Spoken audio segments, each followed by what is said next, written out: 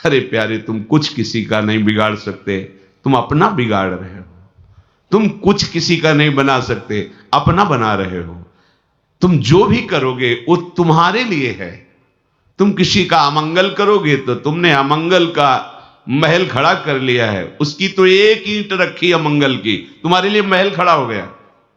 तुमने एक गाली दी, 1000 गाली की व्यवस्था कर ली। तुमने एक को पानी पिलाया तो तुम्हें 1000 बार प्यास बुझाने के लिए पानी मिलेगा। ये यहां का सिस्टम है, हमारे भगवान का कानून है। तुम किसी निरपराध को दंड दोगे तो 1000 बार वही दंड तुम्हें भोगना पड़ेगा।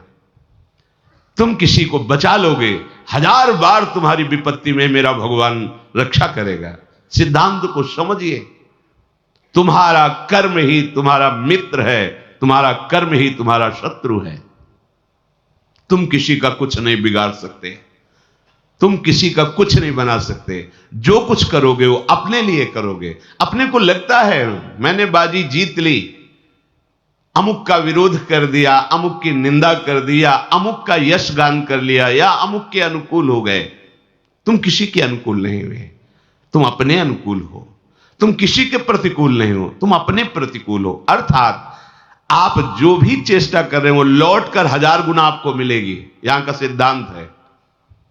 अब आप देखो क्या कर रहे हो, और जब उसका परिणाम आता है तो भगवान से रोकर शिकायत करते हो, हे भगवान तुम बड़े निर्दयी हो, तुम्हें ऐसा नहीं करना चाहिए।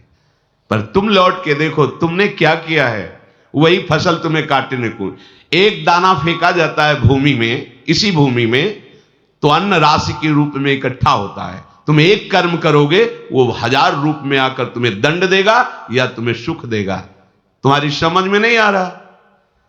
अरे खेती में 1 मन अन्न फेंका जाता है तो 50 मन अन्न तैयार करके देता है। तो एक कर्म भूमि है, इसमें तुम एक पाप कर्म करोगे वो 50 बार तुम्हें दंड देने के लिए घेर लेगा। फिर कहोगे भगवान बड़ा निर्दयी है, मैंने क्या किया था।